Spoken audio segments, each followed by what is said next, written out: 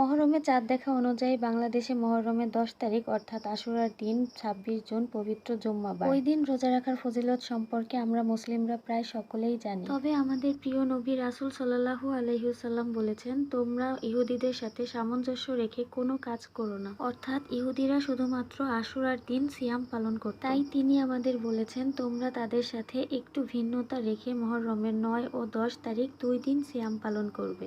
আর তাই আমি মহরমের ৯ তারিখে রোজা রাখার নিয়তে সাহারি খেয়েছি আলহামদুলিল্লাহ। ২টা সেদ্ধ ডিম, একটুখানি পিঙ্ক সল্ট আর গোলমরিচের গুঁড়া দিয়ে আম্মু রেডি করে দিল, আর দিয়েছে ৪টা কাঠবাদাম আর একটা শসা, আর নিয়েছিলাম ১ বাটি রান্না করা পেঁপে। এটা খুবই সিম্পল ভাবে রান্না করেছি, তবে ভীষণ মজা হয়েছিল খেতে। আরও ছিল একটা সবরি কলা। আর সব শেষে খেয়েছিলাম এই এতগুলো ওষুধ, যেটা আমার প্রতিদিনই খেতে হয়।